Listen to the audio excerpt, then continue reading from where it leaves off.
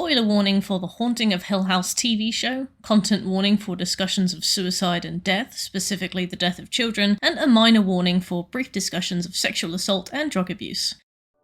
No one can get into a novel about a haunted house without hitting the subject of reality head-on. Either I have to believe in ghosts, which I do, or I have to write another kind of novel altogether. Haunted house stories perch comfortably as one of the most established subgenres of horror writing in history. Even stories pertaining to ghosts and killers are often inseparable from the homes they're based in, see the Eel Marsh house of The Woman in Black and The Shining's Overlook Hotel, revolving not only around the singular malicious entity preying upon the mostly innocent protagonists of their stories, but also whichever physical corral it takes place within. Sometimes these places act only as settings for the real story to unfold, and sometimes these places seem to have a life and motivation of their own, just as evil as their ghostly denizens, and sometimes you're watching Monster House. Shirley Jackson released The Haunting of Hill House in 1959 after years of research into stories of haunted houses, both fictitious and pinch of salt real, and to this day it is regarded as one of the best horror stories of all time. Inspired by a group of psychic researchers who had produced stories for the Society of Psychic Research, Shirley would admit that she believed in ghosts, but saw a good deal more depth to the stories reported by psychics and laymen alike than mere supernatural activity.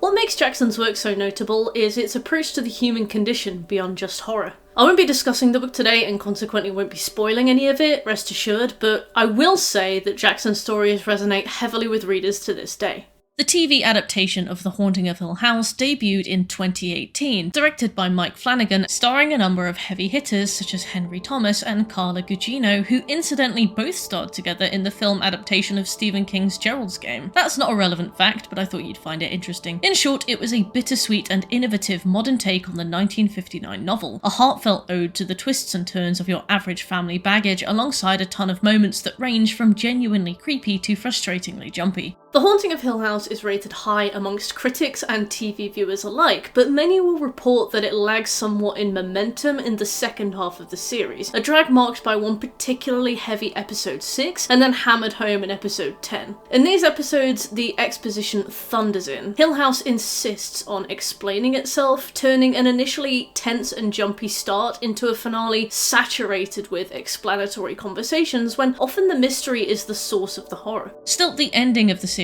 is hauntingly open-ended and entirely up to interpretation. The cast are lovable, and its interpretation of Jackson's novel is different enough to be relatable to the modern audience, whilst also clearly maintaining respect for the original. It's also quite scary. Before we go any further, we have to decide, are the ghosts in The Haunting of Hill House real? Your reading of The Haunting of Hill House rests entirely on whether or not you believe the ghosts of the series are real, or whether the problems of the family arise from mental illness and substance abuse, or somewhere in between. And honestly, while we will discuss those possibilities, this video cannot go much further without us having to make an assumption to base our discussion off. So let's go ahead now and make a decision. Without question, the ghosts in The Haunting of Hill House are real. Some have debated whether the ghosts and the erratic behaviour of the family are manifesting symptoms of mental illness, merely exaggerated in their retelling by a group of unreliable narrators with heaping servings of family trauma. But personally, I believe the ghosts of The Haunting of Hill House are 100% real, within the universe of the TV show, instead serving as a one-to-one allegory of mental illness and generational trauma. Firstly, the ghosts have individual knowledge of events and their own opinions and motivations that diverge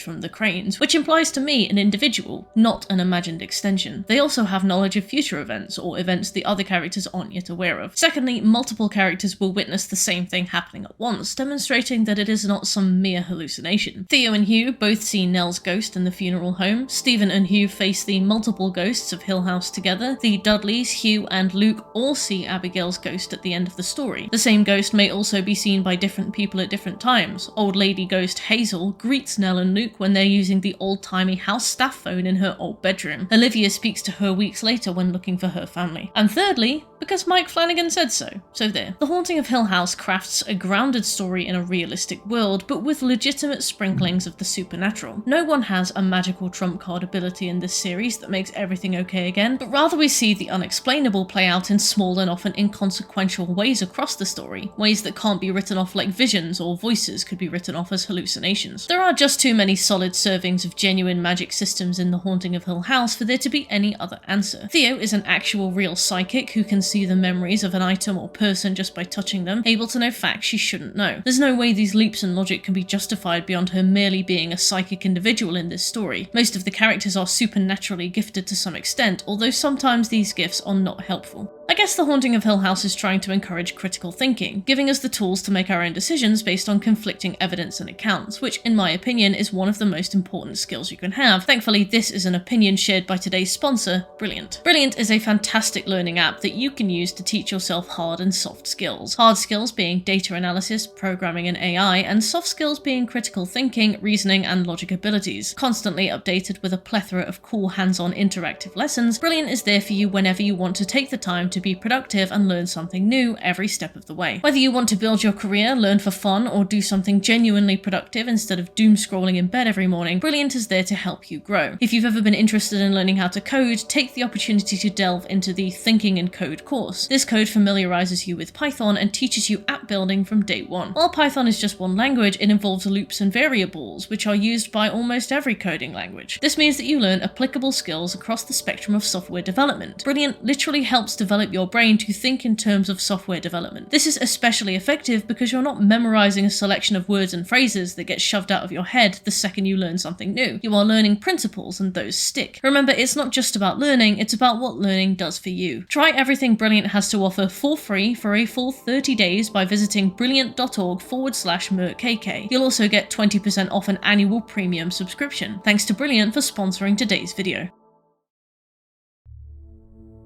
The Haunting of Hill House is a story of a family. The Crane family constitutes 5 siblings and 2 parents, and across the course of 10 episodes we come to understand how their lives were forever changed by one simple mistake none of them could have ever foreseen: living in Hill House. The team used the gorgeous Bisham Manor in Georgia as our insidious Hill House, a place you once, with like $1 million trillion, may have been able to get married at. Unfortunately, it's now a privately owned home, so if you're looking to get hitched, you might have to wait until nightfall. The family initially settle in well to this castle.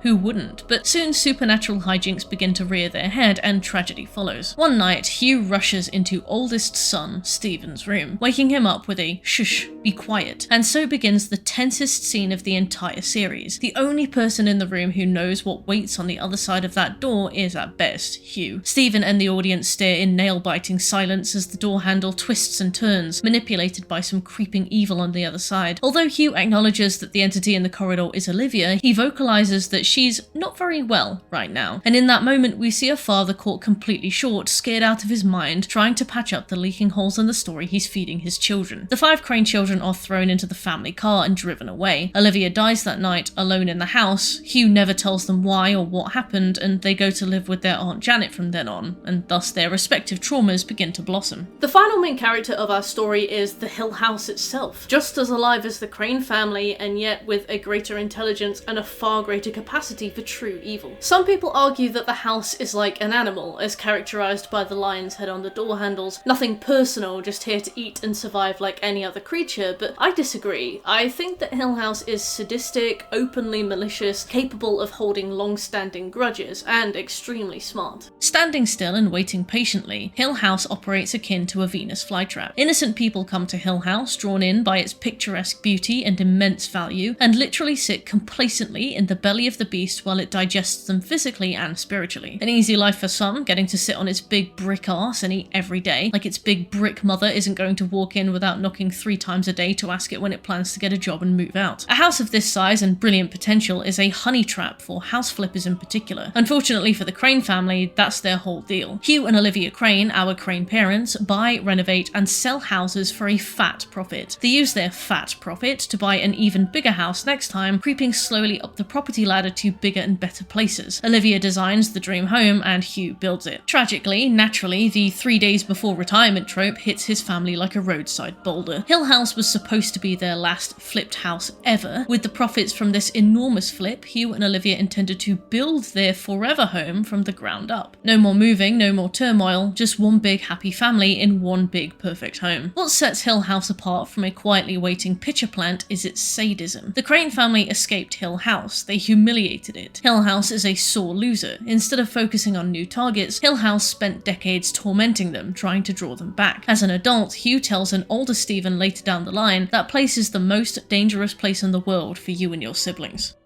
Each sibling winds up on their own journey in the wake of Hill House. The trauma scattered them like confetti, each forced to confront different facets of themselves and whichever remnants of the house clung to them individually, some far more affected than others. Let's start the meat of this video by looking at each sibling individually, unpacking their journey through and beyond Hill House, and let's start with the youngest first. Nell is the youngest Crane child by 90 seconds after her twin brother Luke. Her story stretches out across this realm and beyond the next, and the core motif of her character arc is the acceptance of the self. The bent neck lady is a vision that plagues Nell from the moment she begins living in Hill House. The lady appears to her in the night, waking the 7-year-old instinctively just by being in her space. Nell opens her eyes and faces this ghost who screams, terrifying the little girl. Despite reassurances from Hugh and Olivia that the bent neck lady is just a spilled dream, the bent neck lady appears to Nell several times across the 8 weeks she spends in Hill House. Only when Nell leaves, the bent neck lady follows her. She sees her on the night Luke shoots up in her car. The bent neck lady even follows her all the way to Los Angeles. Nell tries to approach this pragmatically by speaking to sleep technician Arthur Vance, who teaches her about sleep paralysis and night terrors. They also hit it off and eventually get married, so little Nellie basically gets a sleep expert installed in her home who guides her through the night terrors. Unfortunately, the bent neck lady's arrivals become more intense and frequent. On one particular night, Arthur stands up and wanders too close to where she is standing in the room, and he dies on the spot. Nell and Arthur's time together is rushed in a montage that minimizes any opportunity we have to get to know him as the audience, but also emphasizes the days are long but the years are short feeling that looking over a lost love and despairing that you never had enough time together. Nell and Arthur were married in the span of 10 in-episode minutes. They spent years together, but it was over too soon.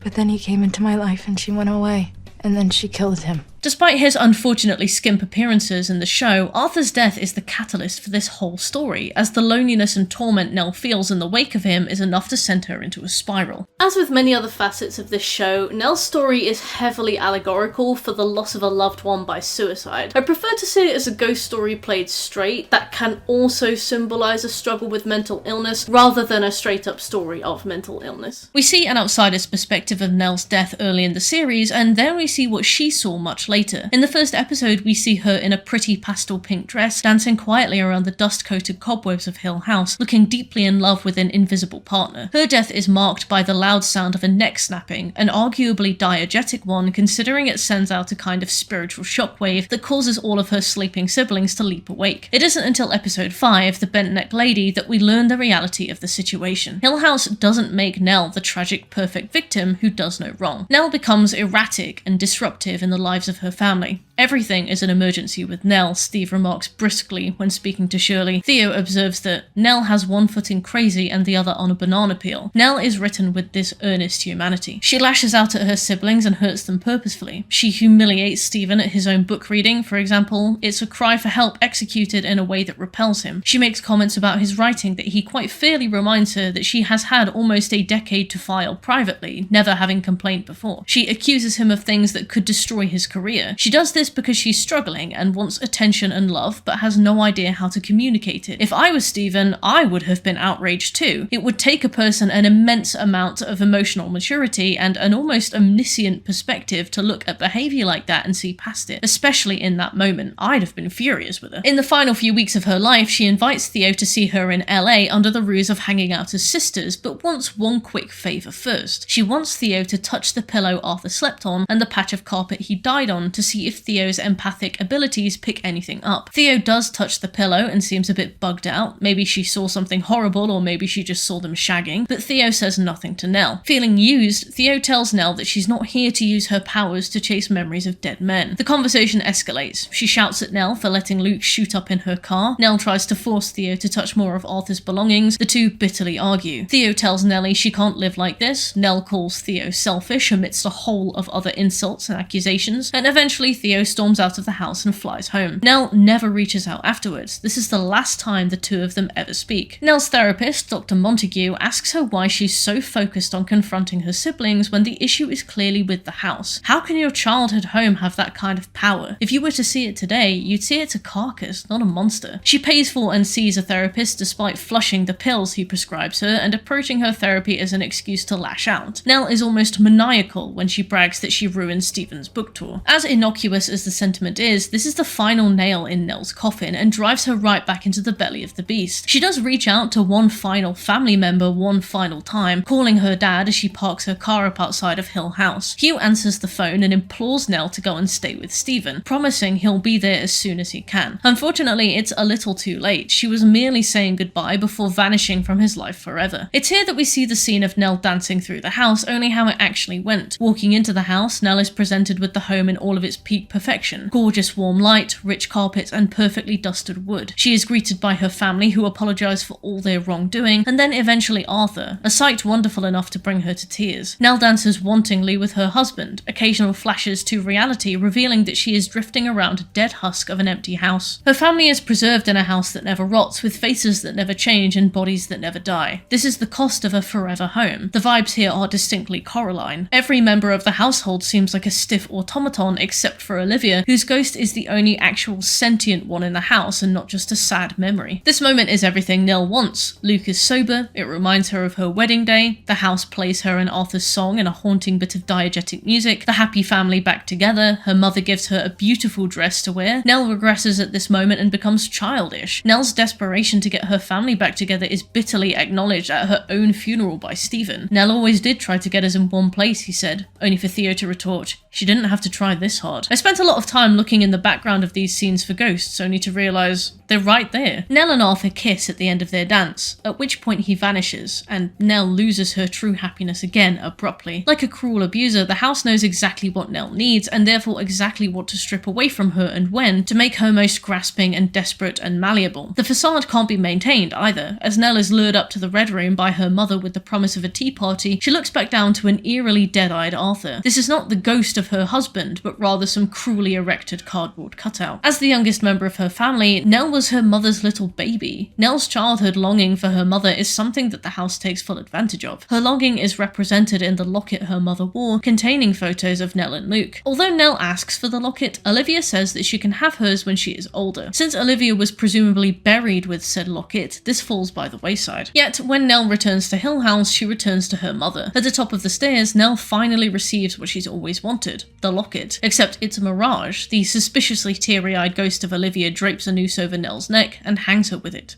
It's rough. The siblings reunite with Nell upon their return to Hill House when she wakes each one of them up from their Red Room nightmares. As they wake Luke up from his overdose, Nell assures each of them not to worry about her being dead. I thought time went in one big line, she mutters wistfully, but now I realise that time falls all around us. The rest is confetti. While The Haunting of Hill House tackles a bounty of themes, its most explicit one is easily mental health. Yes, this is a ghost story, but so many of the storylines are allegorical for mental health, depression, substance abuse, and generational trauma that they're basically a mirror held up. Especially when those storylines intertwine with the concept of fate, it makes for a tragic tale. Nell saw visions of her own death her entire life, and then she died. Is this all allegorical for her sealed fate? A child born to suffer from a depression so extreme it claims her at the place it all began? Or legitimate ghosts haunting her? During the episode Two Storms, the past and present come together in an incredibly well-shot episode. A storm occurs during the night at Hill House when they're children, and again during the night before Nell's funeral. During the storm, occurrences happen that tie together the events of each night, and during the storm, child Nell vanishes. The family goes mad with worry, but soon enough, Nell pops back into existence. Young Nell's monologue drifts into the background of a scene that focuses on the ghost of the now adult Nell, who lingers sadly in the background of an empty room, bridging the gap between them and highlighting that Nell's fate was sealed from childhood. I was right here the whole time. None of you could see me. Kittens aren't supposed to be without their mommies. They're where they're supposed to be. Although Olivia says this quote to Shirley, the seed of this thought grows into the tree the ghosts of Hill House will use to convince Olivia to try and murder the twins, Nell and Luke. The show first introduces Luke to us as a blight on his family, a scheming drug addict who'll shake your hand with his right and rob you blind with his left. His recovery is in its infancy during Hill House, likely intended to spark immediate mistrust with an unfamiliar audience. As his introductory scene sees Stephen stumble upon Luke leaving his apartment having stolen his money and property, the audience is set from the get-go to assume the worst. Although Luke has just earned his 90-day chip, a marathon for any addiction, 90 days will feel low to an audience unfamiliar with the concept of recovery, and we learn that Luke has dropped out of rehab at least once before, so his recovery and the trust of the audience is shaky from the start. Ultimately, the rough situations we find him in are misunderstandings that frame him poorly. Adult Luke's dedicated episode, The Twin Thing, is episode 4. In the meantime, we are introduced to the utterly adorably cast child Luke from moment 1. Luke is very artistic as a child, a hobby that seems to have unfortunately disappeared by adulthood, but many of his drawings feature uncomfortable omens. He draws the screaming face of Nell at the end of episode 1, and also a strange little ghost girl named Abigail who Luke befriends whilst at the house. Reddit user Star Maple Leaf did a really impressive analysis of one of Luke's drawings in particular, the family drawing, and I was disappointed to see all the people in the comments telling them that they were overthinking a child's drawing, like a random child sat down and drew this and not a dedicated artist for a television show. For such a complex series full of hidden details and clues and twists that heartily rewards rewatchers, it felt irritating to see actual discussion swatted so hard. If you see this, Maple Leaf, I thought it was really cool and you're definitely right. Star Maple Leaf points out some really key details in Luke's drawing.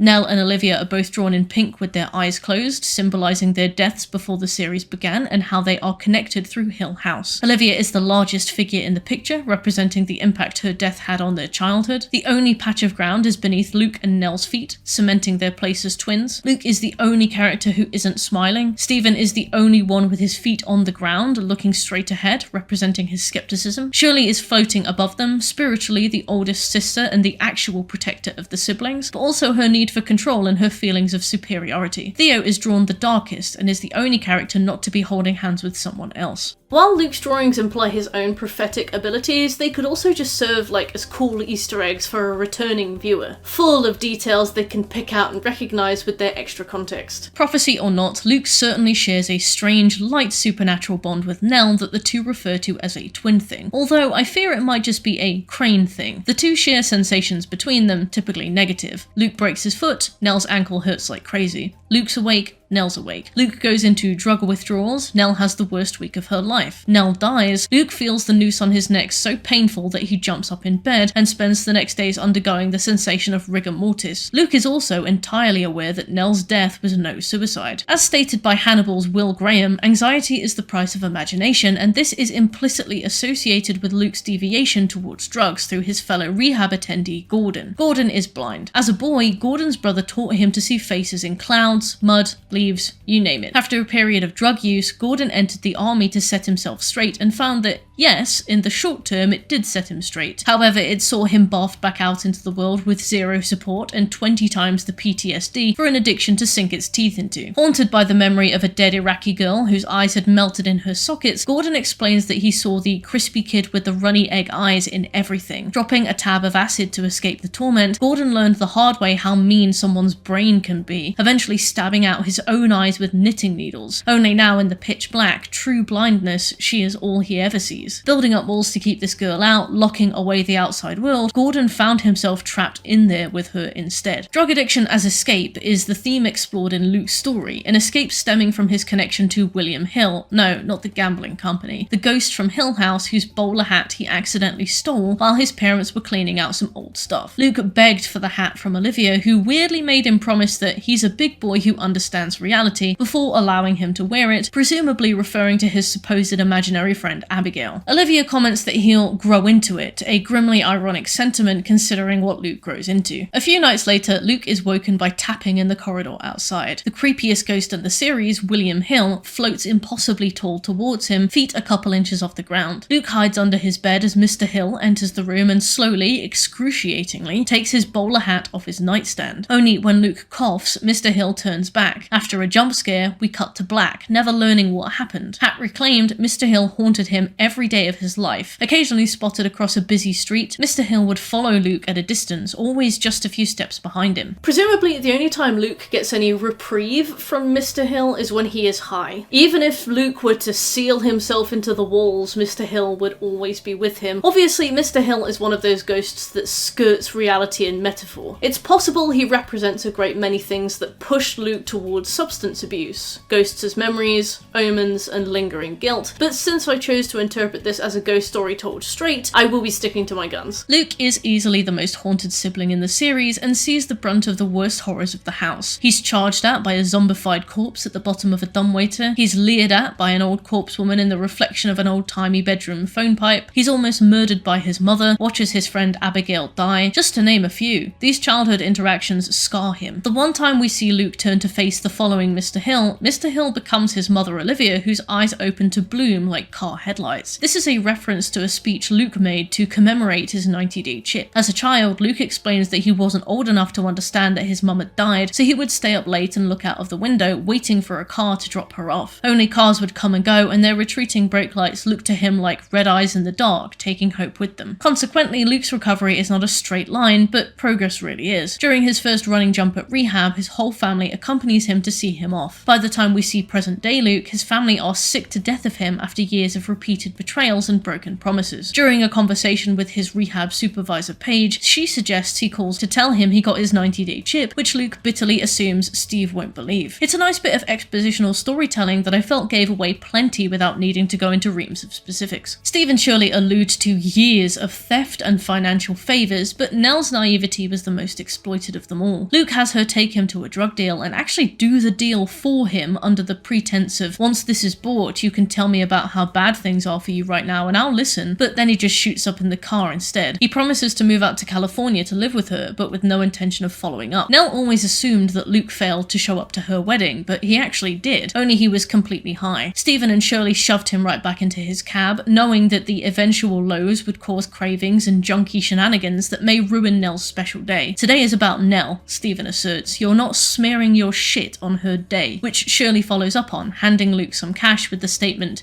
"This is your last handout. No more assistance." Luke guiltily takes the money and leaves, indicating his willingness to prioritize drugs over his sister. Luke's arc is all about overcoming his drug addiction, a goal reliant on overcoming his fear of Hill House and the trauma of his mother's death that has followed him since he left, as symbolized by her wearing the bowler hat when he is finally brave enough to face the ghost over his shoulder. I believe that Luke's turning point happens after he is betrayed by Joey, his closest friend in rehab. Luke and Joey lean on each other, so when Joey abandons rehab, Luke is devastated. Paige doesn't handle this brilliantly, I feel. She does this big, "I'm not naming any names" speech during a group session where she is basically accusing Luke of hanging his recovery on Joey, reminding the room not to form personal relationships while at rehab, and this understandably makes Luke bristle angrily. Still, it highlights his denial. The friendship he leans on here has such an impact on himself as a person, and while Joey's abandonment doesn't cause Luke to use drugs again, it certainly shakes his resolve. Joey's betrayal is foreshadowed in the way Stephen treats her, having seen the exact same signs in Luke 1,000 times before. Having Luke and Joey both over for dinner, Joey suckers Lee and Luke with an impressive display of charisma. She has a big speech about the definition of insanity and why she feels this rehab stay is going to be different, but Stephen just stares at her like he hates her. Initially, it feels like he's not giving her a chance, and he rudely smacks down any of Luke's attempts to explain how much Joey has helped his recovery, but he ends up being completely right. Just because someone's a good person doesn't mean they won't burn you.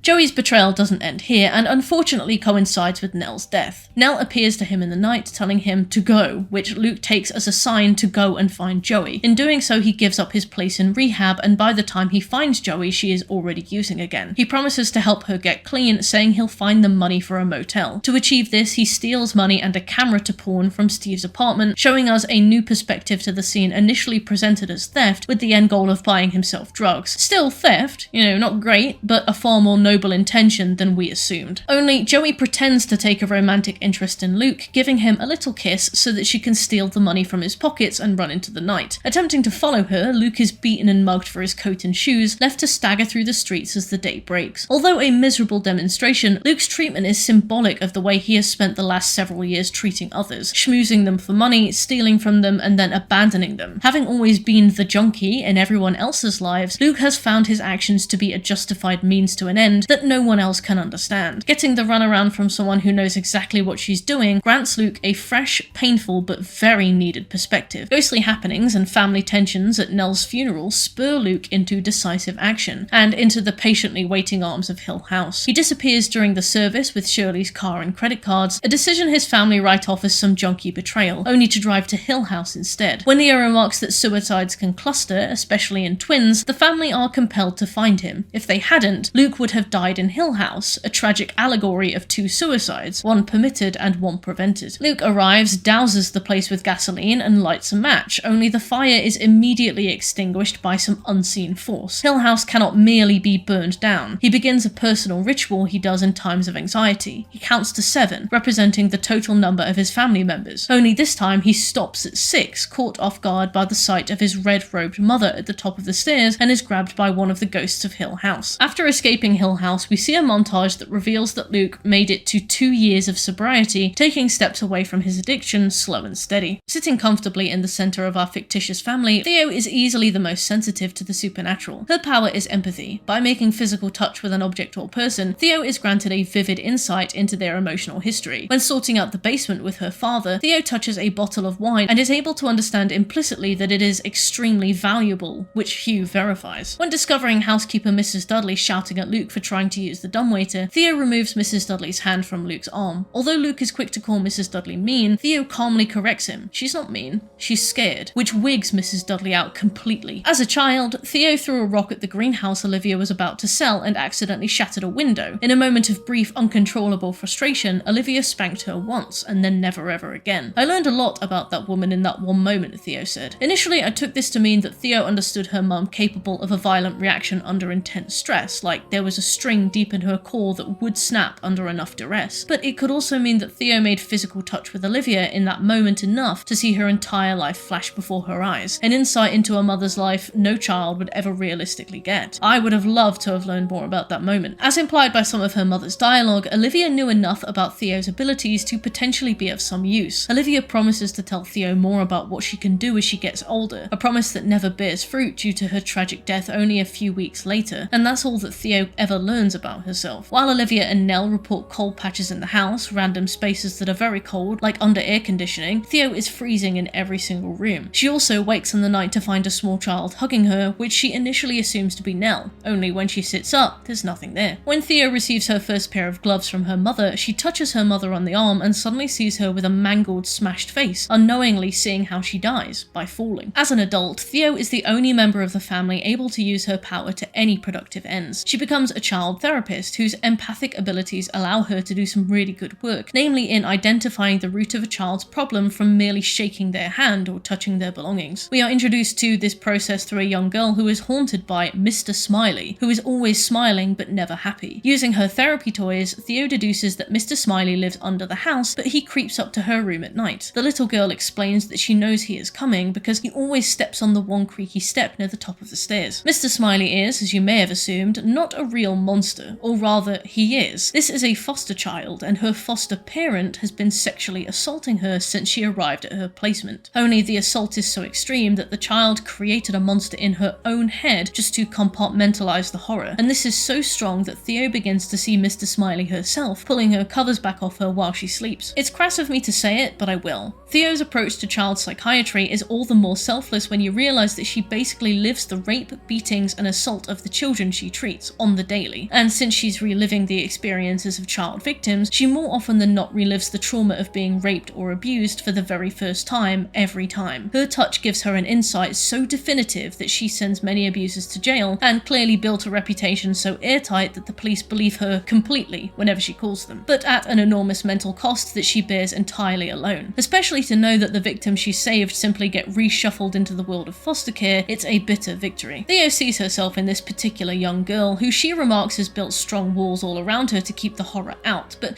ended up trapped within those walls, with it. In describing this phenomenon, she also incidentally describes Nell, and yet seemingly doesn't notice. Theo's emotional numbness is likely the end result of being so constantly bombarded with the feelings and experiences of others. She has the weariness of someone who's seen it all before, but the communication abilities of someone who doesn't know where to begin and is too used to being disbelieved to start from the beginning. Her approach to emotions is reluctant and obscenely awkward. She attempts a heart-to-heart with Shirley in episode 3, and it bombs so hard that you can hear her dragging her feet vocally. Her delivery is so stunted, like Theo as a character really does not want to be having this conversation, but feels compelled to make the effort in the wake of Nell's assumed suicide. Like, as a psychiatrist, she knows it's good to talk to people, so she forces herself to, but as a person, she would rather be anywhere else. As a psychiatrist, she's also able to offer glimpses of insight into what Nell's perceived actions mean for the Cranes, and she initially openly resents Nell. Because I don't want to have to tell them that I'm fucking pissed at Auntie Nell, who should have known better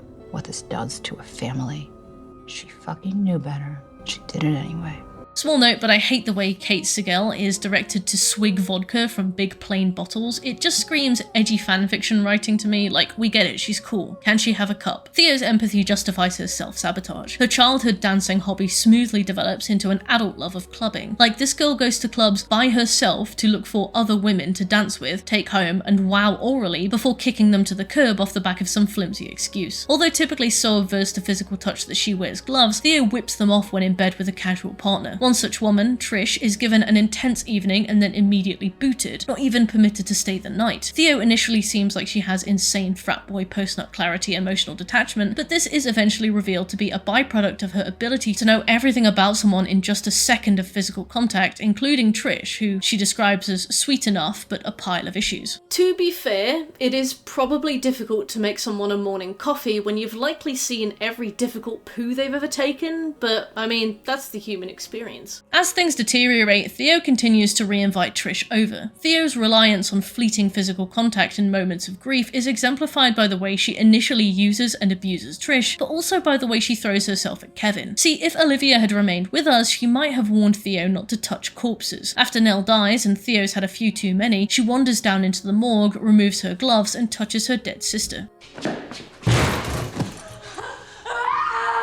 After touching Nell's cold body, Theo remarks that she felt nothing but empty coldness. While an apt metaphor for shock, Theo's abilities mean that this clawing sensation spreads through her like mold. When the power cuts, a man in the darkness just looks like a source of light to her and she leaps at him, and it's Shirley's husband Kevin, who rebukes her and pushes her away. Later, Theo explains that the feelings of shame and guilt associated with grabbing Kevin finally broke through the shock of nothing, and while she is so scared to potentially lose her sister, she is glad she did something to escape the cold. Theo's arc is all about learning to open up and put her trust in others. Similar to Shirley's clawing need for control over her circumstances, Theo seeks to control herself and her peace. Only by doing that, she inadvertently shuts out every person on the planet besides her sister Shirley, who she seems to really admire. Their nighttime chats see the rare use of the Haunting of Hill House musical motif, a beautiful bittersweet piano set that typically marks a moment where two siblings share a unique and private moment together, be that good or otherwise, highlighting the importance of these moments for Theo. Shirley judges Theo hard for the way she discards sexual partners and keeps no friends outside her family, reaching out only to the people who understand exactly what she has been through from day one, but permitting no one else an opportunity to learn. Theo is compelled by Trish, who seems compelled to Theo in return, despite how badly Theo treats her at first. After a near-death experience in Hill House, we see Theo flinging her gloves into the trash before performing the classic lesbian act, moving in with Trish after like a week. Theo is ready to take the plunge and put her faith in another person, able to accept that a soul safeguarded so hard may never suffer, but will also never thrive. Enjoy your first ever breakup, Theo. Hopefully you won't buy a dog to fight over first. Next is Shirley, the second oldest sibling and the oldest daughter of the Crane family. The women of the Crane family all have psychic sensibilities, but Shirley's is the weakest. She's a slightly prophetic sleep talker, like nominally prophetic, functionally useless, occasionally barking out things she wouldn't know even if she was awake. Most people who overhear her just smile adoringly, thinking it's some quirky sleep tic and it never serves any application. Shirley's arc is about productive, fundamental control of herself and her circumstances, and how that need for control coincides with her feelings around death. This arc is split into two parts: the death of some kittens she adopted in childhood, and how those feelings fed into the death of her mother, and the death of her sister in adulthood, and how those feelings fed into her existing trauma and the trauma of her family. As a child, Shirley's need for preservation and perfection is exemplified extremely literally through her childhood photography hobby. She has an old-timey Polaroid camera that she uses to collect snapshots of her time in Hill House. I wish they'd done more with this, a la Lake Mungo, but largely this is used to hammer home one very clear point. You know how when you take one of your pictures, you capture something forever? Just the way it is? Stories do that too. A little on the nose, but yes. Shirley's fascination with control comes about following a long-dead wasp nest that Shirley finds in a shed on the grounds of Hill House, baked into an old Halloween mask. When her father and groundskeeper Mr. Dudley follow her screams, they dismantle the nest in front of her, explaining that she would really be screaming if the nest was still active. Throughout the following scene, the two men present horror as mundanity to be dismantled and understood, seeing Shirley down a path of pragmatic reasoning and productivity in the face of true terror. Shortly after this discovery, Shirley finds a litter of 5 kittens. Kittens too young to be without their mother, they have clearly been abandoned and left to die. She enthusiastically adopts them, feeding them milk from little turkey basters. Unfortunately, they're all horribly diseased, and one by one they die in her care. Shirley's parents are supportive, hosting a little funeral for her babies and encouraging her to speak, introducing Shirley to the concept of eulogies and remembrance. Kittens aren't supposed to be without their mummies, Olivia explains, foreshadowing the immense hole she is about to leave in their lives, and making troubling implications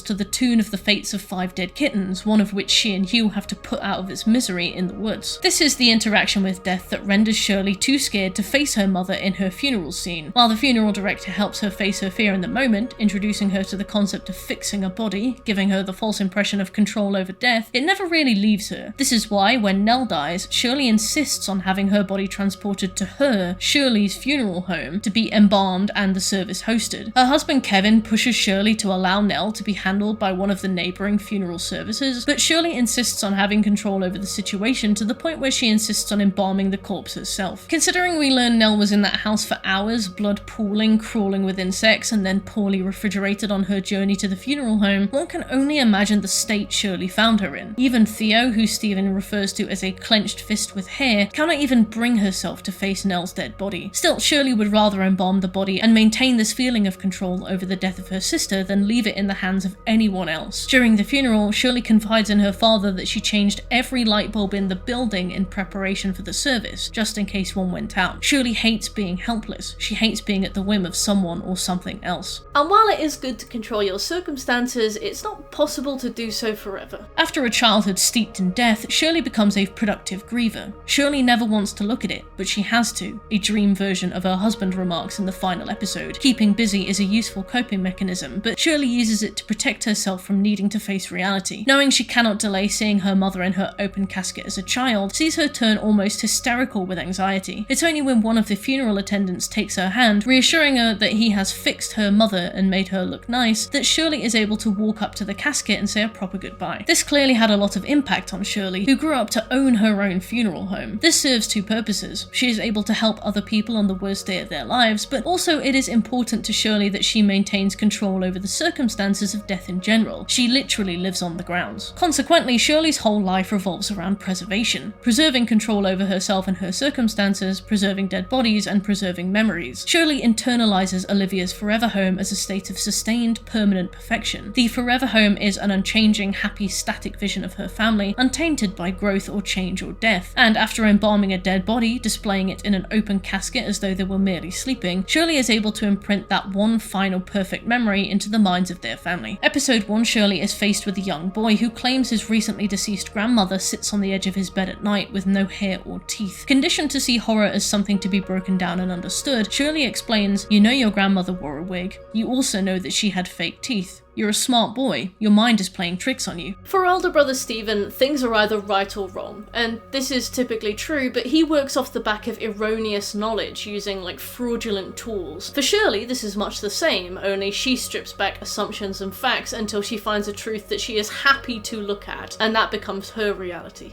Shirley explains to the young boy that open casket funerals are there to override bad memories of his grandma in the hospital with memories of them fresh and clean in the casket. Later, Theo would comment, "She doesn't look asleep, she looks dead," and Shirley would respond, "Most of what people say at a funeral is a wish," demonstrating her lack of faith in her own teachings. This is a theme that permeates the entire show, the duality of preserving life while hiding death. The idea that Shirley fixes dead bodies by putting makeup on them, wiring their jaws shut, patching up wounds, etc., and the writing makes an effort to connect this with Shirley's personal denial. This idea that you can fool yourself into thinking you can have a final, permanent, happy state, when the reality is that life changes and people fork off in all different directions, and that death is ultimately inevitable. We see this physically a few times. Shirley encounters the corpse of her mother in a vision, her clothes falling away to reveal grey, rotten skin hidden just beyond the lines of her sleeves and dress, highlighting how closely these things sit below the surface and how our visual reality is so carefully assembled to keep the bubbling rot just out of sight. We actually see this clearest when a scene of embalming a dead body transitions into a scene featuring Olivia Crane designing what she calls her forever home. "I won't have to move ever again," she explains in a statement more prophetic than she realises. As an adult, Shirley has a forever home model in her office, whose porch light flashes for us. Shirley's arc is all about accepting imperfection of situations, people, and sin. Shirley doesn't even accept her own. In the final episode of the season, we learn that she cheated on her husband 6 years prior at a mortician conference. Having been bought a drink by a man also wearing a wedding ring, Shirley slept with him with the comfort that he had as much to lose as she did, her affair being by no means planned, but a spontaneous choice made in the moment. Following years of child rearing and business starting, Shirley did this to feel control and picked the one-night stand partner she picked because his risks gave her a feeling of control. Kevin never learned the truth. When called by Steve to relay the news of Nell's death in Hill's house, Shirley immediately asserts that's wrong, before launching into a vitriol about how Steve didn't do enough. "I knew she was in trouble," she accuses. "I told you to talk to her," displacing the blame of a woman's suicide onto her older brother. In flashbacks, we see that she vehemently despised Steve's book, The Haunting of Hill House, on principle. She knows that Stephen is selling a lie that he has extracted from the trauma of his siblings, and she knows that this book will tarnish the memory of their long-dead mother. "This is worse than the tabloids," she explains, believing that the sensationalization of the family's trauma overrides any power they might potentially reclaim by sharing their story, and arguably being true. Shirley refuses the money he offers. "If you publish this," she warns, "you know what it costs." Shirley is unfortunately in the minority here. I'm not sure if Stephen offered Luke money, like whether Luke was currently such an active drug user or not at this point as to raise red flags, but Theo took the money. Nell didn't take it on principle, following Shirley's example, but Shirley did take the money. She just didn't know she did. Despite being coldly professional and sometimes just straight mean, Shirley is capable of extreme kindness and charity. As we learn, Shirley gives away so many freebies and discounts for grieving families that she barely breaks even. She pays $6,000 per month for Luke's first pass at rehab treatment. Ironically, she went to this initial meeting with Stephen, who hadn't yet published a book, and in a painful twist of the monkey's paw just says, "Pay me back when you're a famous writer." Shirley's acts of kindness are so deeply compassionate, but they also give her the illusion of control. Control over the direction of Luke's life, even if it's to a positive end, control over the people receiving her funeral discounts, and control over Stephen,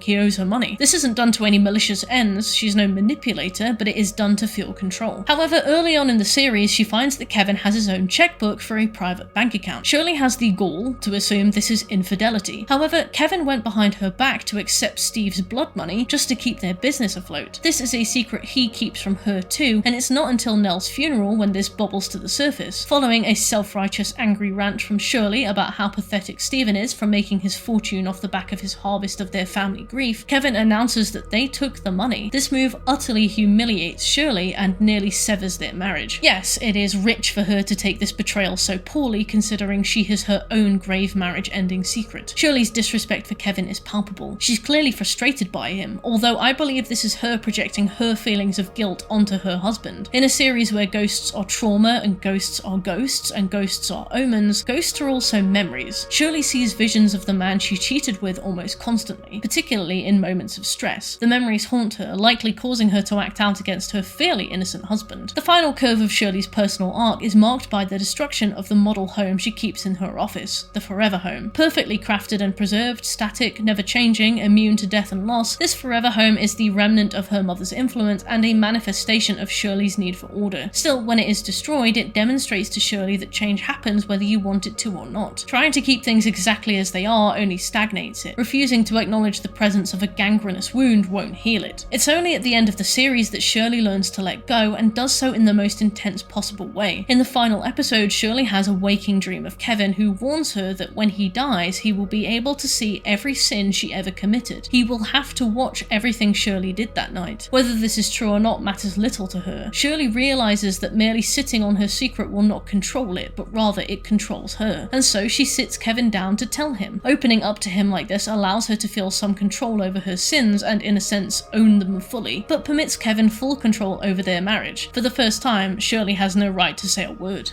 The oldest sibling of the Crane family is Stephen Crane. Stephen is a struggling writer for a long time, failing to find success in historical fiction. It's only when he decides to dabble in non-fiction, writing The Haunting of Hill House as an autobiography of sorts, that his career catapults him into immense success and wealth. Only Stephen never saw anything his siblings saw in Hill House. Stephen flew under the radar of the hauntings. Whilst being evacuated from the house, Stephen kept his eyes closed and saw nothing. Stephen merely took the stories of his siblings, packaged and sold them, and then turned back to his family and accused them of being mentally ill, making up the supernatural happenings for attention. Money is core to Stephen's personal motivations. He makes a lot of jokes about what people owe him, what people spend and borrow, what people earn. His materialism goes hand in hand with his belief that he is the smartest person in any room at all times. Exacerbated by the underlying smug excitement of his new money, suddenly in possession of more than he ever imagined possible. As we learn, Stephen fully believes that his family are delusional, that his mother's death was a suicide following a mental, unmedicated nosedive. Privately snubbing his family, but publicly embracing his new reputation as a seasoned professional of the supernatural, Stephen harvested his family's trauma for money and fame. Granted, he offered them all a cut of the profits, and most of them took it, but Stephen's lack of respect for the very trauma he hijacks is reprehensible. Stephen's core theme is privileged ignorance. He uses people and situations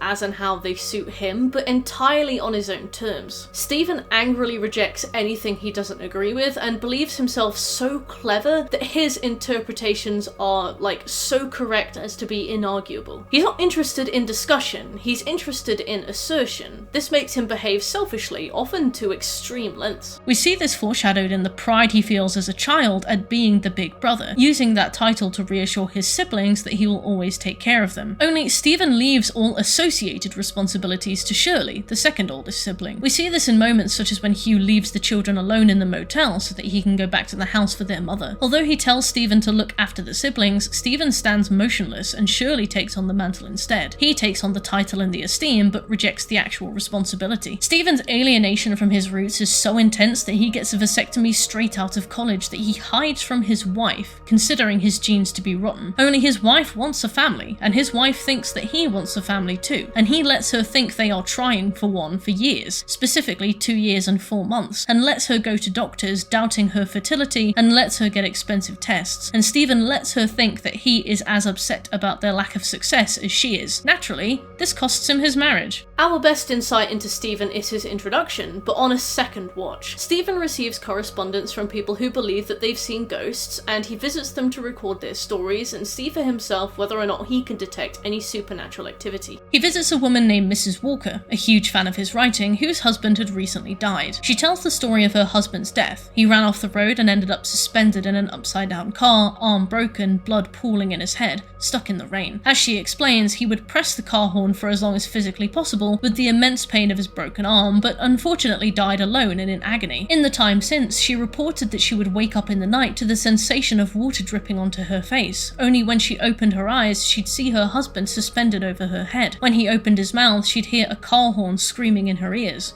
"I forgot I could scream," she explains, clearly very upset. While Stephen takes notes with a polite but kind of smug, self-assured indifference, like a teacher hearing a 4-year-old explain how they were chased by a dragon at lunchtime.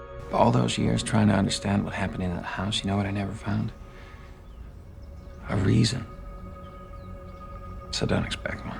Mrs. Walker asks Stephen if his equipment is picking up anything supernatural. Stephen uses the classic ghost hunter apparatus to detect ghostly findings, apparatus bought and sold by frauds, presumably, since it's implied that they just can't pick up ghostly evidence whatsoever. His apparatus finds nothing, and he writes her story off on that basis, but he doesn't even know if his apparatus works. He just trusts the pseudoscience so completely that this is his binary yes or no check. Stephen turns to her and launches into this diatribe about how there's no such thing as supernatural. Things are supernatural until they're understood, he asserts. He prefers the word preternatural. Stephen's heart is in the right place here, clearly. Things once understood by science are natural parts of the world. His issue is that he assumes ghosts are so understood that they can be picked up by run-of-the-mill infrared light cameras and specific microphones, contradictingly underestimating the concept. Stephen is able to debunk many of her concerns. The water dripping on her face is a legitimate leak, masked by the wood decor of the ceiling. The car horns she hears are the result of an intersection outside whose stop sign had been removed, resulting in many near collisions, especially at night. It's no joke, Stephen says in a reference to the leak, grimly foreshadowing the mould of Hill House. The only thing Stephen can't explain is why Mrs. Walker woke up to see her husband hanging from the ceiling, or rather can't competently explain. I've never actually seen a ghost, he admits to a fan who is now coming to understand that her hero is nowhere near the man she hoped he would be. Ghosts are memories, dreams, secrets, anger, guilt, or just what we want to see. A ghost is a wish. Seeing your husband like that is better than never seeing him again. Stephen's tone is almost condescending in this explanation, and Mrs. Walker bristles with very justified frustration. Only this speech is a grim bit of irony, considering it takes place in the episode titled Stephen Sees a Ghost, because upon his return to his "my wife and I separated" IKEA furniture apartment, Stephen runs into Nell. She's looking miserable as fuck in the corner, a detail that only frustrates him, why she thinks she can just show up at his house in the middle of the night unannounced. His phone rings. It's his dad.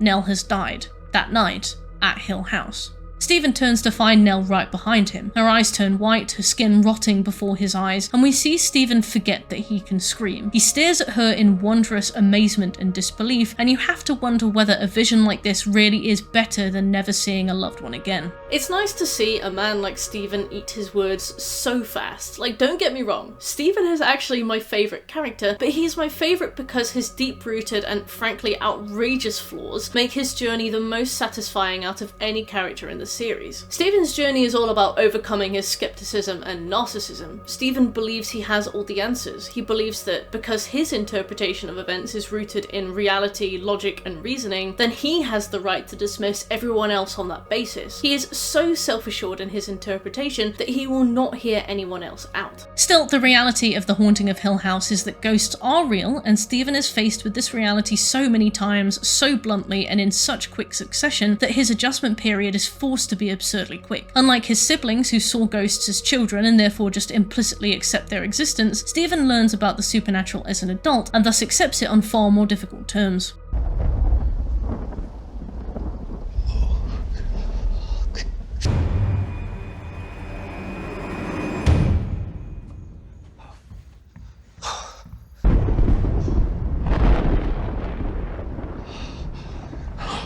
Stephen's skepticism is rocked to its foundation when Hugh reminds him of one busy day in the house. "I read your book, Steve," Hugh says. "You did see a ghost." Although Steve begins to snap back, dismissing him for his delusions, Hugh is so steadfast that Steve shuts up. For once. Steve unknowingly wrote about it in his book, referring to a man who had been brought in specifically to clean and repair an extremely old antique grandfather clock in the foyer. Hugh explains that the clock is so old and no manuals exist for it. To be able to repair or clean a clock like that, you would need to use witness marks, scratches and patches in the clock that show where things have been swapped and how long ago. Only a handful of experts in the world would be able to repair that clock, Hugh explained, and they'd take it off-site to do it. I never hired anybody to work on that. And the treehouse he mentioned. I never built you kids a treehouse. We were in that house for 8 weeks. When would I have found time to build you a treehouse? Steve is gobsmacked by the mundanity. The ghosts he saw in that house were so unremarkable that he never noticed them. There were no shambling, tortured zombies. They were normal places, normal people, normal tasks, completely blending into the world around them. Stephen's reality was far more than he bargained for it to be. Stephen's return to Hill House finally sees him facing the reality of the situation when he meets more ghosts than the other Crane children combined, including his father, who kills himself in the house to bargain for the freedom of his children. Stephen sees the body but also sees his father standing before him. Unlike that first night where Stephen saw nothing, Stephen is the only one that gets that final understanding of what happened to Hugh in the moment and what happened to Hugh in the past. "You yield to fear or fight it," states our narrator Stephen. "We cannot meet it halfway." Stephen's journey to acceptance is represented by his vasectomy, funnily enough. The curtains may be red, but the cream pie is genuinely the acceptance of trauma. The vasectomy represents Stephen's blunt denialism. He thinks his family suffered from extreme mental illness, and he believes that it is some untraceable genetic issue. Rather than telling Lee that he doesn't want a family, he strings her along for years and years. He is 39 by the time they go for fertility testing, and she can't be much younger. He wastes her time almost up until the point of her menopause. What a foul piece of shit, honestly. At the end of the story, Stephen finds acceptance in the unknown. He can't deny ghosts exist, he can't write off his family trauma merely as mental illness, he can't assume to know everything about the world, and so he opens up, accepting he is not always able to assert control over every fact in his life, and has his vasectomy reversed.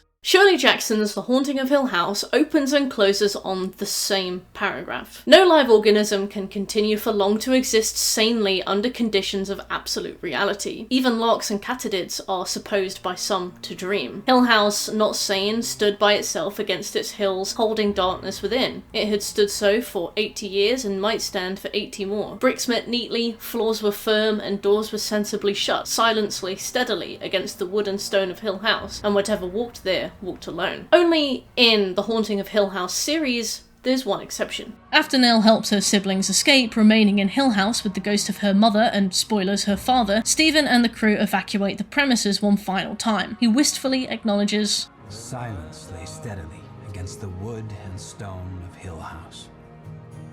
If I go, I'm going crazy. And those who walk there walk together.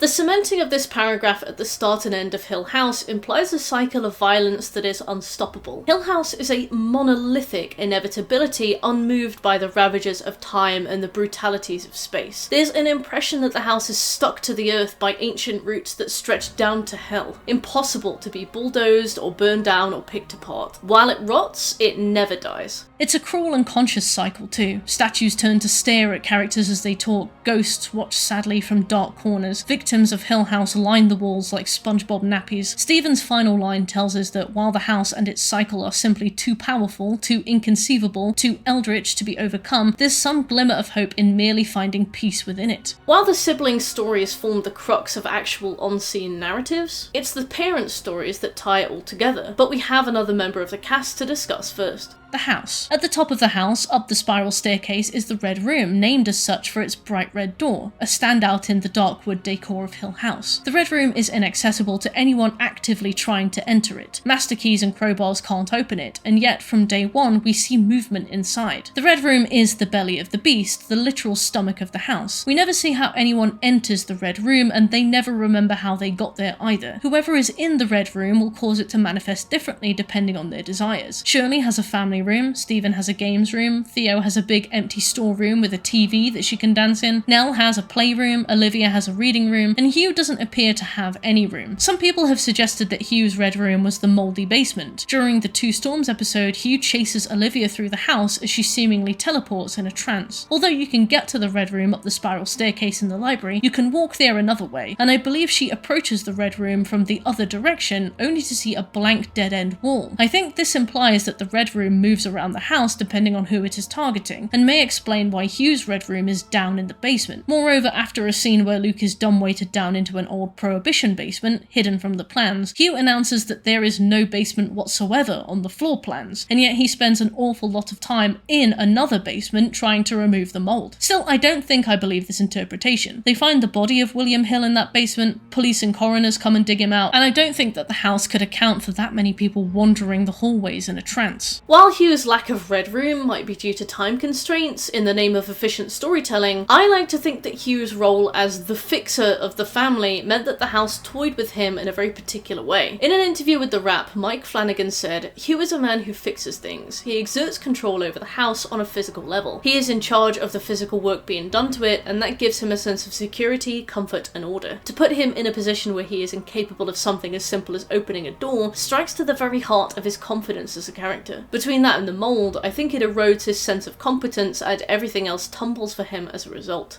His inability to open the Red Room emasculated him. The house mocked him and then killed his wife. The house's consciousness is emphasised by the blueprints. Every blueprint of Hill House is different. There's no set map of pipes, for example. When Olivia attempts to make one, she finds herself covering the blueprint with miniature footprints of the forever home she has spent so long designing, like the house has possessed her just to mock her. As mentioned, the Red Room is the source of Hill House's mold problem, an insidious epidemic of black mold that never showed on the pre-purchase survey. It spawned seemingly overnight, which is incredible since it apparently creeps through the entire house, from the Red Room at the top all the way down into the basement. Walls and furniture are coated in hidden drapes of black mold. Everything is squishy. Naturally, they cannot sell the house in this state, and so their fate is sealed. It's like Hill House somehow knew that this would be their Achilles heel in particular, and exploited it with this spiteful glee just to watch them fall apart at the seams. In a lot of the shots, especially later shots, patterns on the window create shadows that make the entire house look buried in black mold. I love this effect so much. Really, every detail has been considered when crafting this series. The cranes cannot get into the Red Room consciously to remove the mold, and any attempts to scrub the rest of the house of mold completely fail. It grows unabated. Either way, whoever is in the Red Room is basically just sitting in a big empty mold-covered room, unknowingly hallucinating like crazy for hours as Hill House feeds on their mortal soul. People can visit each other's Red Rooms too. Stephen visits Luke, and I believe Shirley places her box of kittens in what she thinks is the family room, showing them to Luke and Nell. Accidentally placing sick kittens in the Red Room may also explain why they all died. Still, no one notices its existence. Even the audience is kept at arm's length from this knowledge until a very late series reveal, but it's foreshadowed so well that you really can't appreciate it until a second viewing of the show. In one instance, Nell takes a tea set she found to Mrs. Dudley, exclaiming that she found it in the toy room. Mrs. Dudley is confused, but in a very normal, human, subtle way. The 7-year-old runs to you and announces, "I found this in the playroom," and you know there's no playroom, but also this is a 7-year-old and it might just be her word for another room in the house, and she's your boss's daughter, and so Mrs. Dudley just goes, "The playroom?" and pushes no further. When Olivia asks Stephen where Luke is, he asks, "I assume you've tried the treehouse?" and her perplexing response of, "Very funny, mister," is immediately waved away by the changing topic. These things are easy to miss, but so interesting on a second watch. In episode 9, we see Olivia literally enter the Red Room. She opens the door in a shot where the colour palette has been intentionally muted, so the bright red door appears brown. Is the door red for the whole family, or is it just red for the viewers, and camouflaged brown for the rest of the family? While every door in the house has a handle in the shape of a lion with an open mouth, the Red Room door is the only door handle where the mouth is closed. Poppy Hill also alludes to it upon meeting Olivia, remarking, "I love what you did with the room. It was a dressing room for me, and then a nursery," subtly remarking on how she was aware the Red Room was changing to suit her whims as best as possible to keep her quiet for its consumption, but stating it in such an offhand way that the audience will naturally assume that it was a matter of redecoration. If a character is in the Red Room, there will be two clues. One, often but not always, there will be a thin window in the centre of the opposite wall. Two, there will be an obnoxiously red item in the room. In the last episode, when the family are all trapped in the Red Room, Stephen's room is signalled by him wearing a bright red sweater, for example, but the Red Room is mimicking his home in LA, so there's no window. The history of Hill House is laid plain to you when you start to realise many background shots are littered with its previous victims. One of Hill House's most unique and famous details is the use of background ghosts. You won't notice them initially, but one of them will eventually be obvious enough to get your attention, and then on a rewatch you'll realise almost every scene has some silent watcher. Some are so subtle that you can't even be sure it's a ghost or an awkward bit of furniture, and some are so obvious that they seem like they're waiting for a cue to jump in on the action. Considering the house is like a century old, that's a lot of victims. Housekeeper and groundskeeper power couple Mrs. and Mr. Dudley are seemingly the only people to have gone unnoticed by Hill House, allowed to come and go as they please. In reality, Hill House has some level of prophetic vision and probably lets them go because it knows they will always come back. The Dudleys see Hill House entirely differently to any of its other victims. When their daughter is killed during Olivia's final possessed breakdown, they beg Hugh to leave the house as is so that they can visit their daughter. When Mrs. Dudley dies, Mr. Dudley carries her to the house so that she can be a ghost in the house forever with Abigail. To them, the house is a beautiful afterlife, a forever home. The Dudleys are a mirror to the Cranes in many ways, mainly since the husbands and wives become friendly with each other respectively, especially Mrs. Dudley and Olivia Crane, for better better or worse. Mrs. Dudley is very stern, religious, and imposing, but she has this gentle side to her that I appreciated. There's an effort made to make each member of the cast multi-dimensional, and Mrs. Dudley was a great example. Mrs. Dudley features in a handful of scenes interacting with either the children or the parents, including one standout scene where Nell finds a tea set in the playroom. She brings it straight to Mrs. Dudley, who remarks that it belonged to one young Jacqueline Hill who would request her cup of stars. Mrs. Dudley goes into a strange speech about how Nell needs to have her cup of stars, and they insist on her cup of stars, because once they've trapped you like the others, you'll never have it again, implying that this cup of stars represents a uniqueness that doesn't manifest as part of the story in any meaningful way, beyond Nell having a proper mug of stars on it as an adult, and Olivia commenting that the sky is full of dead stars. If this sounds left field, then it's because it is. Mrs. Dudley's actor is really accomplished, but it would be difficult for anyone to pull off a speech like this that sits so obtrusively in the middle of a random episode and seems to serve no purpose. Its only parallel is later in the series, where Olivia refers to her children as dead stars, implying that the reality of distant beauty is death. On the other hand, raspy voice Horace Dudley is the first person to break the silence about the dangers the Cranes face within Hill House. While Hugh is investigating the mold in the basement, Mr. Dudley hesitantly speaks up. Horace explains that Mrs. Dudley lost a baby to Hill House. While pregnant, Mrs. Hill had her working hard and Mrs. Dudley didn't protest. Her baby was stillborn. When Mrs. Dudley went back to work, she could hear a baby crying and she knew it was hers, and she knew the house was taunting her with it. Horace said he didn't believe her until he heard it too. This is another one of those stories that easily wavers into the interpretation of mental health if you let it. Mrs. Dudley was overworked right up until she gave birth, and the baby sadly died due to the exertion. The crying afterwards could have been hallucinations brought about by grief. Either way, Horace uses this to suggest that Olivia could use time away from the house, which Hugh initially coldly rebukes. Still, for this reason, the Dudleys refuse to live on the grounds, and their daughter is forbidden from entering the house. Unfortunately, their tight-lipped policy towards Abigail is what leads to her death, as even the Cranes do not know who she is, initially assuming that she is Luke's imaginary friend. As an audience, we are directed to believe that she is a ghost. So we have the Cranes, our protagonists, then we have the Dudleys and the house, and now let's talk about who built it. The Hills, a large web of a family with William and Poppy at the centre. Jacob Hill built Hill House, although his wife's death led him down a dark path that resulted in him falling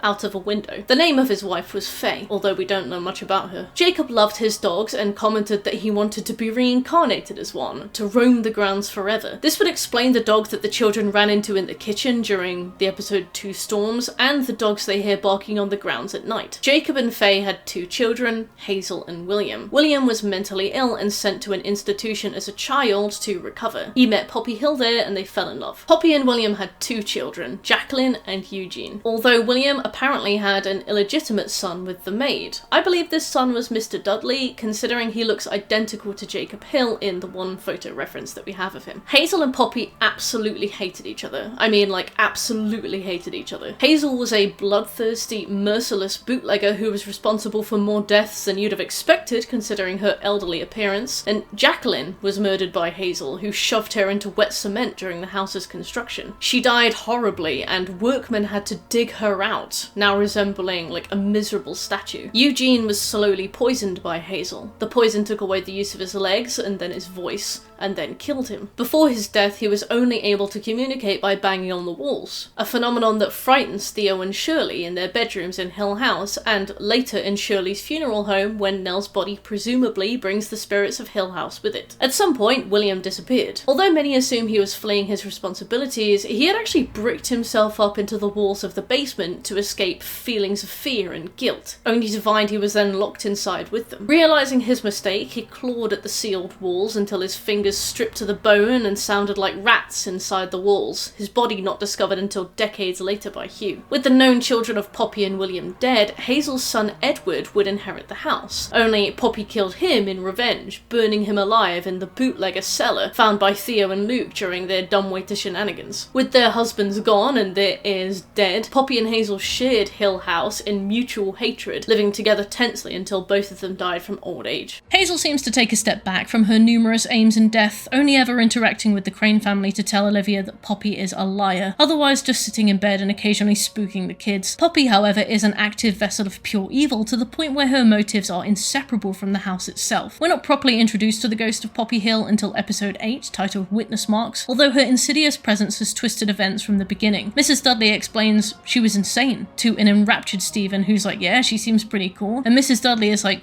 No, Stephen, she was clinically insane. She met Mr. Hill at the mental institution she was treated in. Poppy intentionally leads people into the Red Room, coerces Olivia into killing her children, and seems to find great personal satisfaction in feeding the house. Or in the same way that Olivia's ghost becomes the mouthpiece of Hill House, is Poppy merely the same puppet, just a generation earlier? Although The Haunting of Hill House is a story of 5 siblings, the parents sit at the core of the tale, catalysing events with actions that take them in opposite directions. A career as house flippers unfortunately leads them into the grasp of Hill House. The show makes no pretense about whether this is a positive, characterising the place as a mousetrap from the start of the opening credits. Hugh even observes that the house doesn't like them trying to make improvements. Olivia Crane is the matriarch of the Crane family, introduced to us as an extremely romanticised, typical mother archetype in such a way as to serve 2 purposes. Explicitly, this helps us see the contrast as she deteriorates across the season, and implicitly, this implies that the children's recollections of Olivia are rose-tinted, that the mother they remember is not the human she ever was. Olivia is an ethereal, elven perfection of white motherhood. Despite having 5 children, there's not a shred of body fat on her. She has perfectly styled, long, flowing brunette mermaid hair that she rarely, if ever, ties back. She is always wearing subtle and sophisticated makeup, even when she's in bed, and she glides around the house in elegant gowns and high heels, even when waking up in the night to check on her children. Olivia has the perfect, softly spoken answer for any issue her children ever have. She never ever raises her voice. She is always kind and fair. When a chandelier drops during episode 6 in a cheap and shitty jump scare, 7-year-old Nell shouts, "Jesus Christ," and Olivia gently chides her, to which Nell insists, "Well, you say it," and her mother just serenely chuckles and goes,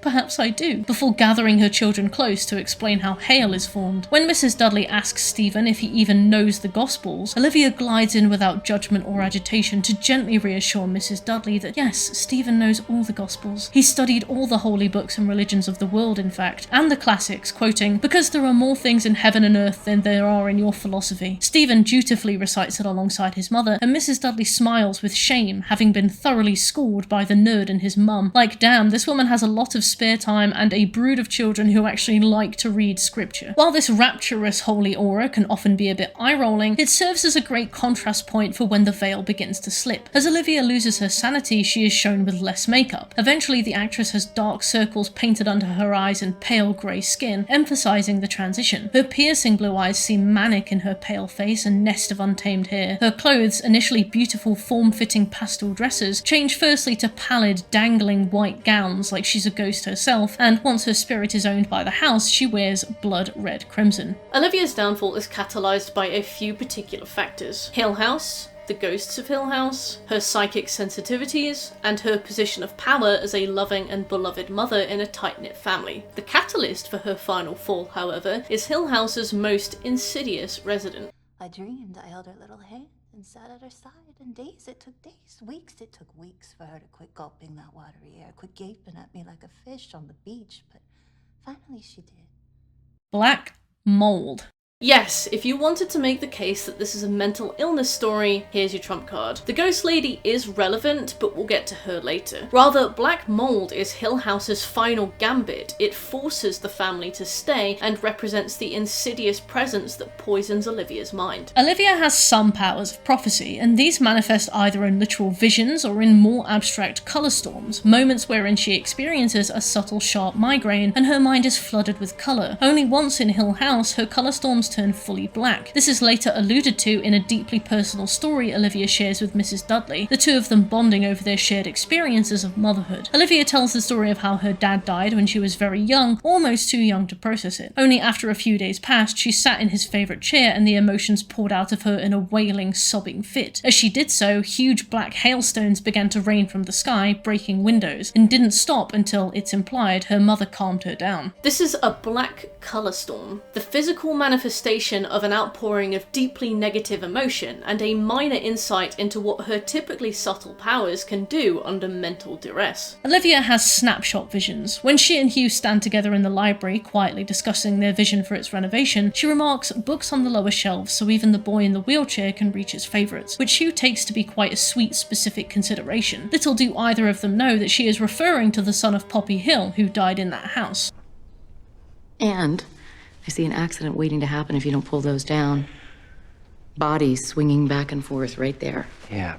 During a storm that shakes Hill House to its very foundation, Nell sees the bent-necked lady, and Olivia reassures her that Mummy sees people too sometimes, but don't worry, they're not here to hurt us. Hopes to complete work on the house are dashed when Stephen and Hugh discover a black mold infestation in the wake of the storm, and this coincides with the first cracks in Olivia's facade. She seems more tearful and stressed. She snaps at Shirley when her kittens die. On said stormy night, Hugh pursues her through the house as she seemingly teleports from hallway to hallway. She thinks she's dreaming. The family can't move until the black mold is removed, but they also can't reach the source of it as it is permanently locked in the Red Room. So the cycle turns and the money drains, and Olivia gets nudged closer and closer to the edge of her sanity. She meets a ghost named Poppy Hill, another fellow mother, who begins to sow a seed of filicide. I like the black mold because it's one of those twofold interpretations. Black mold is supremely dangerous. I lived in a fucking hovel in central London, and I remember pulling my bed away from the wall once to find a mold infestation so horrible that it had like flowered and spored and basically liquefied, dripping down the wall like cottage cheese. And I was like, okay, so that's why I feel sick all the time. And then the letting agency said it wasn't their problem. The chemicals Olivia will later try to murder her youngest children with are foreshadowed with the advent of the black mold, since it's what Hugh uses to try and clean the stuff up and kill the rats. Although the Dudleys and Hugh both try to nudge Olivia into getting some distance from the house, her point of no return is marked. From here, her mental state deteriorates so fast that her family has no time to prepare. The ghost of Poppy Hill latches onto Olivia, who tells her the story of how her own children died. She asks, wistfully, if there's anything worse than losing a child. Poppy Hill slowly begins to set the groundwork that Olivia's children are having nightmares and need to be woken up, and that waking them up will preserve them forever. After this first vision, Olivia wakes up to find herself holding a screwdriver to a terrified Hugh's throat. What the fuck? You're holding a fucking screwdriver to my throat. No, I wasn't.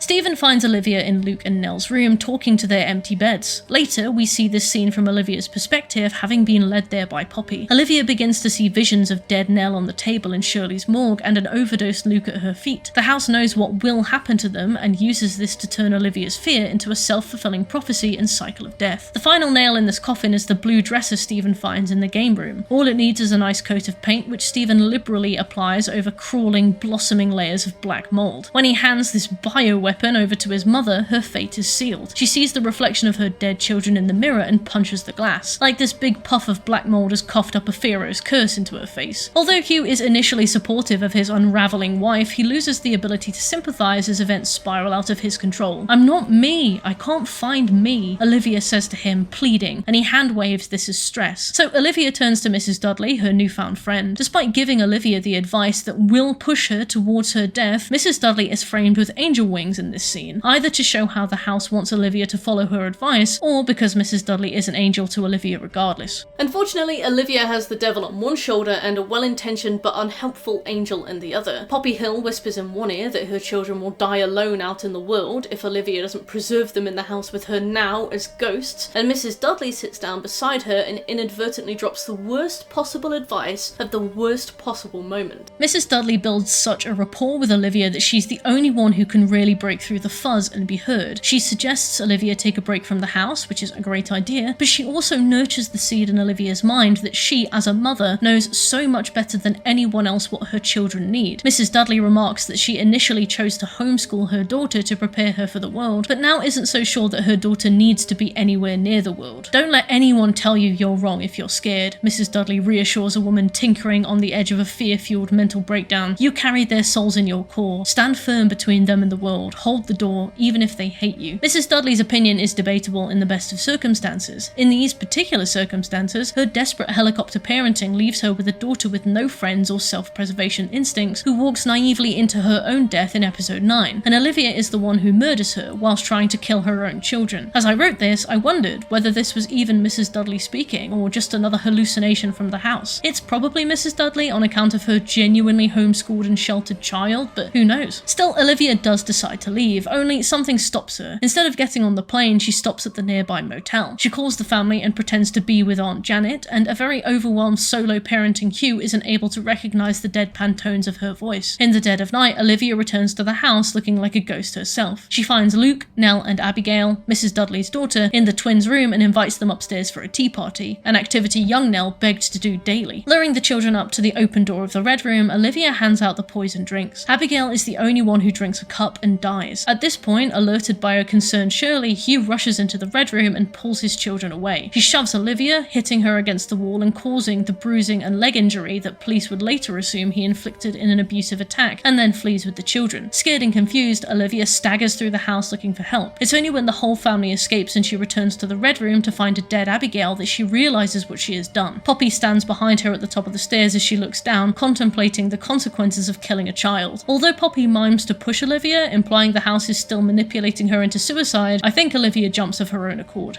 On the other side of the coin, Hugh Crane is the stereotypical construction worker, striped pyjama-wearing father, and his actor was given the most piercingly blue, eerie contact lenses I've ever seen. I believe it's intended to highlight how he changes over the series, as they become duller over time until they're basically grey, but they do look ridiculous. Anyway, after Olivia leaps to her death, Hugh has some uncomfortable questions to answer. Not only do the Dudleys beg him to keep the events a secret so that they continue to visit Abigail as a ghost, but Hugh has no real way of articulating, "My wife was possessed," to a police officer whose lived experience has zero overlap whatsoever with the supernatural world, especially after he calls them to the motel covered in his wife's blood. He's put in an interrogation room and told that "you leave now or lawyer up, and suddenly we can't fix this," coercing him into stumbling through a retelling of events that would later be used against him. Hugh has a choice to make: share the story, clear his name, speak to the press and let his children testify, or keep their stories private and allow the outraged public to drag his name through the dirt as an assumed wife murderer. Hugh chooses the latter, leaving his children to be raised by Aunt Janet and moving all the way over to Florida to protect them from the cruel hammer of public opinion. It's not until the night of his own death that any of the children learn what really happened. Sorry kids, Mummy's gone to live on a farm.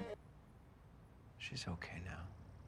Unlike Olivia, who is supernaturally sensitive and open to all sorts of realities, Hugh is grounded. He tells Stephen she was the kite and I was the line, meaning she had her head in the clouds and he stopped her from floating away, but also she was adrift, vulnerable to the whim of the winds and the storms, and he held her firm until she was ripped from his hands. Hugh's skepticism is used by Hill House across the series. On one hand, he's too busy to notice the ghosts. On the other hand, keeping him from noticing the ghosts, keeping him complacent, giving him tasks to do, is all the house needs to keep him and his entire family inside the building to be digested. Hugh also doesn't really care to see the ghosts. He approaches issues with the same logic later seen in Stephen and Shirley, only learning how wrong he is when it's already too late. Hugh minimises Olivia's worries. On one hand, this is because he is too wrapped up in his own world to see the problems unfolding, but this is also because his knee-jerk reaction is to keep the door closed. Once he opens the door, accepts that supernatural bullshit is afoot, he has to face it. If he doesn't look at the problem, it doesn't exist. When Olivia tells him that she saw Nell dead on the morgue slab whilst in the reading room, a literal vision into the future, Hugh interrupts her to tell her it was an awful dream. She obviously just fell asleep. Not wanting to come off insane, Olivia quietly agrees. This contrasts the way he tackles normal parenting woes. When Shirley's kittens all die, thoroughly traumatizing her, Olivia is distraught. She begins to rant, then stops herself. At this point, Hugh pushes her to vent the frustrations, and she does. That wasn't our finest hour, he grants her. He is far more willing to listen and validate in these stages, but shuts down considerations of ghostly shenanigans. He only comes close to acknowledging the weirdness during the episode 2 Storms when Olivia begins to appear and reappear around the house. When he follows her around a corner, she vanishes and appears somewhere else. He sees her standing, arms open, in front of the huge glass window on the upper landing. It smashes to smithereens, exploding shards of glass over her. Only when he looks back, the window is intact and she is fine. Hugh's ignorance towards his wife's spiraling mental health and apparent possession isn't shattered until the night in the Red Room. Alerted by Shirley, Hugh runs up there, evacuates Luke and Nell, and escapes to the motel. By the time he returns to Hill House to recover his wife, he finds her dead and the place flooded with ghosts. He takes it well.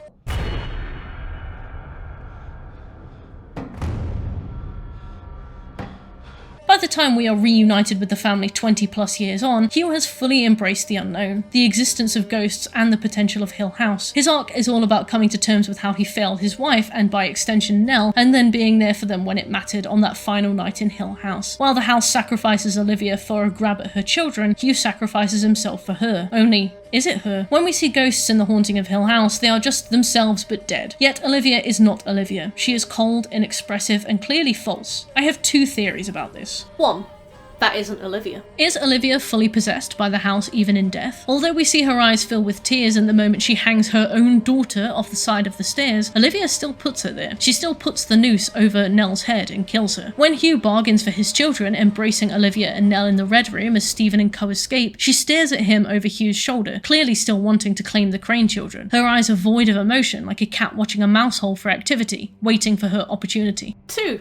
That is Olivia. I mentioned before that Olivia is characterized in an extremely perfect archetypal vision of motherhood. Perfect hair and makeup even when sleeping, unblinking serenity in the face of 5 children aged like 14 and below, infinite patience. While I posited that this was intended to show the contrast between her at the beginning of the series and her at the end, I also suggested that it might be how the children remember her, a rose-tinted version of a far more imperfect but human being. If the cold but commanding Olivia we meet in the present is actually how she was, it introduces an entirely new perspective on events right from the beginning. In fact, when reunited with Olivia in the house, Hugh remarks that she had always been by his side since the second he left the house. She smiles, telling him, "No, that was just your imagination." The way she smacks him down so effortlessly is cruel enough to seem like a slap to the face, like it made me laugh aloud with shock. The pastel-wearing Olivia that daintily follows Hugh around is certainly not the piercing, snake-eyed, red-gowned ice queen that meets him here. Whichever Olivia it is, house or not, this is the entity Hugh bargains for the lives of his children with. While yes, killing her children prevents anything bad from ever happening to them again, it stops anything good from ever happening to them too. To this, Olivia responds, "The sky is full of dead stars," bitterly remarking on how beauty is lost before it even reaches us. Even though we can see it, it's dead. A hollow pretense, a facade, unpreservable. Ironic, Olivia is a dead star herself. The children see a vision of true beauty across an impassable expanse of time and space. Only when they face her for real, she's empty and cold, dead. For whatever reason, Olivia is satisfied with this bargain. Hugh overdoses on some of his medications and dies, leaning against the railing Nell hung herself from and Olivia fell from. Following the fleeing siblings, Stephen trips over Hugh's dead legs. As an antithesis to the night he lost his mother, Stephen is the only Crane child to see the fullest extent of affairs on the night he lost his father. After Shirley and Theo take Luke to the hospital, Hugh offers Steve one final insight into the night Olivia died. He is the only Crane child offered a chance to say a real goodbye, knowing it will be the last time he sees his father again. Hugh comes a long way from his time skip reintroduction. He and Stephen's reconciliation is the emotional crescendo of the series. As a child, Steve worshipped his father and followed him around like a puppy dog. As an adult, Stephen hates him. Firstly, for keeping their mum's death a secret, but secondly for believing in the supernatural, something Stephen regards with contempt and open repulsion. He considers himself to have outgrown his father intellectually. He is openly disgusted by Hugh. When Hugh is introduced to them all together again as adults, we see a sweet shot where he looks at a room full of adults and they are replaced by their child actors, which, side note, is especially impressive in this episode considering how few shots they used. Although initially invisible to the audience, a pastel-wearing Olivia always stood over his shoulder, smiling serenely. As we become more entrenched in the story of Hill House, she eventually becomes more visible to us. As I stated before, Hill House Olivia almost scorns Hugh for believing that version of her as real. Ultimately, it's up to you as to which one you think is the real Olivia, but personally, yeah, I don't think Pastel Olivia is real. She is only ever able to communicate things to Hugh that he already knows, compared to the other ghosts that have their own individual awareness of events. And secondly, I feel as though she is the romanticized version of Olivia that they all remember as a family. I mentioned previously that Olivia is a flowing-haired, dress-wearing, made-up goddess, but there's one single flashback in which she isn't. At the end of Two Storms, Hugh recalls Olivia in brown shorts and a ponytail on the day they moved in. I believe this is probably closer to the genuine Olivia rather than the perfect imagined version the family have remained with. As an adult, Shirley explains to a young boy that his memories of his granny are of her in the hospital. The reason we do an open casket funeral, and she makes granny look all nice, is to override those memories. Olivia's remembrance with long flowing hair, perfect makeup and elegant dresses may be because that's how she was buried. Olivia's death and influence meant that Hugh walked away from Hill House and came to terms with its supernatural realities on its own. During Two Storms, he catches sight of a rotting, ghostly Nell hanging in the doorway of one of the funeral home rooms and just looks at her calmly, no fear. This acceptance of the beyond is echoed in Luke, who fully accepts that neither Nell or Olivia killed themselves. Steve represents Hugh's past skepticism and Luke his present-day awareness. Episode 10 begins with Stephen at home, writing his follow-up to Hill House with a heavily pregnant Lee by his side. After escaping the events at Hill House, Luke dies in the Red Room, and he wants to finalise his thoughts on the ordeal and put the ghost stories of his family to bed forever. Having clearly returned to Lee, repaired their relationship and agreed to begin a family, he seems to be in a good place. The lighting is warm and comforting, the evening has settled in and he is finally safe. Except something isn't right. Stephen cannot for the life of him remember what happened after he left Hill House. Lee is telling him what happened, sure, but he wrinkles his nose, realizing he cannot recall events whatsoever. He cannot remember anything that happened after he entered the Red Room. He also can't remember where he got that very red sweater. Yes, Stephen is in the Red Room. After receiving some very humbling feedback from his Evil Dead adjacent wife, Nell jolts him awake and he rushes to Luke's side, beginning mouth to mouth. Nell moves into the haunted dreams of her two sisters, waking them up so that they can help. Together, they revive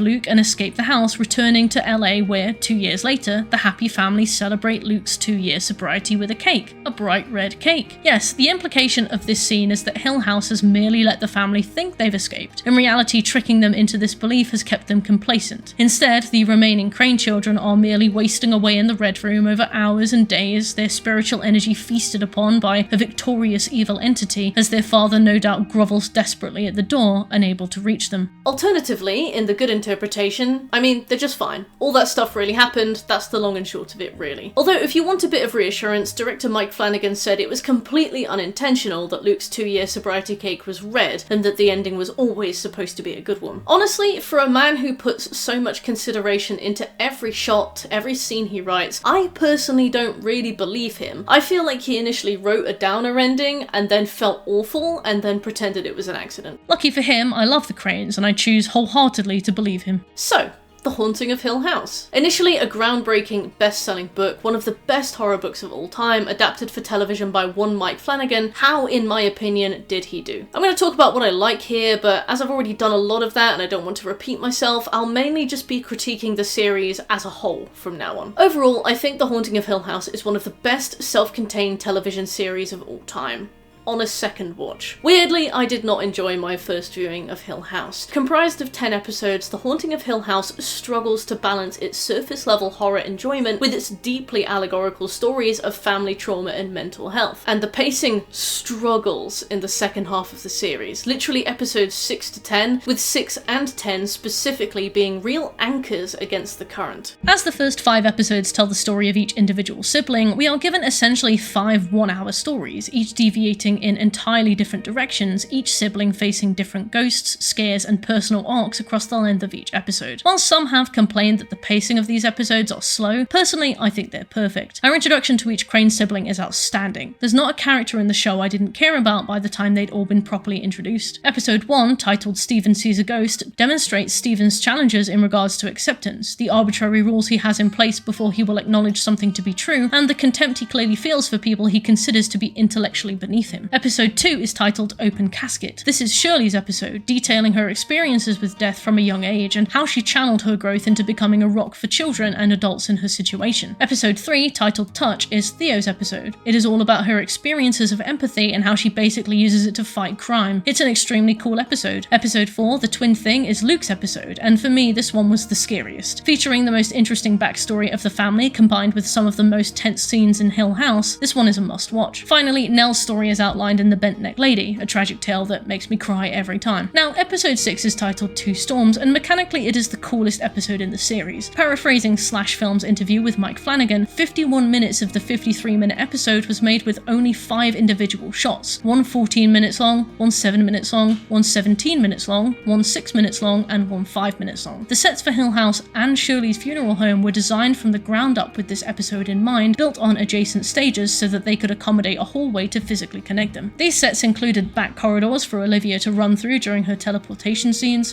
hiding places for crew and equipment, specific lighting rigs, and a handmade elevator to bring a cameraman up during shot 4. These scenes were rehearsed daily with second team stand-ins who performed the entire episode as actors so that the crew could learn how to choreograph the acting, camera, and lighting. All the actors had to watch the rehearsed second team to understand the vision. Both stages required massive rain effects which would sometimes flood the sets, and specialty lights to create the lightning. There were hundreds of individual lightning cues, both effect and beauty lighting. If a cue was late, an actor wouldn't be lit properly. If an actor missed their mark, or if a cue was too early or too late, the actors went dark or you'd see the camera shadow. The younger actors playing Crane children had to hide and run in to replace their adult counterparts during one slow 360-degree move, and the adult actors had to replace them a moment later. Even young Nell had to be lifted into the coffin, which was done while Steve talked about how he made his dad fly coach. Super impressive. Not a super good episode though, I'll say. The main issue with Two Storms is the bogged down dialogue in the first half of the episode. As this takes place in a funeral home, the family sit around in chairs bonding over stories of Nell. It's got the same problem as when a co-worker tells you about a dream they had. I think there's some etiquette to this, like, totally. Tell me about your dream, I'm interested to hear it, but keep it concise. Yes, it is pretty funny that you had a dream that you came to work only to find out it was a Saturday and the office was closed so you went home, but you lose me when you get to the 12-minute mark. They share stories of how Nell would write to Santa and how she named puffy envelopes puffalopes, and how Olivia loved her selflessness, and how she still wrote to Hugh even as an adult, but these stories go on for a very long time and they're just being told conversationally between the family. I appreciate that episodes have an ebb and flow of action, but I was supremely bored personally. I really like Nell as a character, but I wasn't so invested that I was enraptured by secondhand stories of her childhood. Episode 7, Eulogy, is a continuation of the story of the Crane family. The story of how Hugh discovers mold in the walls and realises how much that's about to fuck him over. That's a fairly good one. Episode 8, Witness Marks, is mainly a continuation of episode 6 and is alright. Episode 9, Nightmare, is Olivia's episode, a fantastic crescendo bogged down by its neighbours. Episode 10, Silent Lay Steadily, is a fantastic idea with a terrible execution. Despite the action taking place across this course of events, it is a series of philosophical monologues that drag on and on and on. Stephen's monologue is all well and good because he's basically the narrator. His narration feels immersive, it adds to the tension, it tells the story of the episode. Nell and Trisha's monologues are awfully slow. They grab the momentum of this episode by the neck and strangle it dead. Watching an overdose man brought back to life in the belly of Hill House, a rotting room of black mold, siblings reunited and forced to face their trauma and figure out how to escape an unkillable building that literally wants to consume their bodies and souls, and then have Nell pop up with a wistful smile and start a 7-minute monologue with "I always thought time was a series of events laid before me like dominoes," was a sign that the tone of the episode was once again about to deviate hard. Some people loved this speech, like I saw someone on Reddit get it tattooed on them, but it was a major miss for me, even on a 4th rewatch. I'd say the major issue with the second half of the series is that the first half writes a check the second cannot cash. It's scary, much faster paced, and sets up so many mysteries. The second half of this series struggles because it feels like it needs to explain the first half, and it doesn't. To ramp up with a crescendo like the bent neck lady and then tread water for 3 episodes is a tonal shift that left me wondering if I had started a different series by accident. On a second watch through, this series felt like it went a lot faster. On a first, it felt like it went on forever. A lot of this is due to the lessening jump scares. Jump scares are a wildly controversial horror technique in video games, movies, TV, and even comic books. If you're even remotely familiar with this show, you'll probably already be aware that The Haunting of Hill House is renowned for its liberal usage of incredible bass-boosted jump scares. I love a jump scare when it's earned with this slow creep of tension, but I hate stuff like Until Dawn where a bird lands on a bench and then there's this insanely loud noise sting just to fuck with you. And I'm in the minority of people who actually quite like and respect jump scares because I'm exactly the kind of person it's primed to work on. I know a lot of people are far less into them. So there are 2 things about the jump scares in The Haunting of Hill House that I would like to discuss. 1,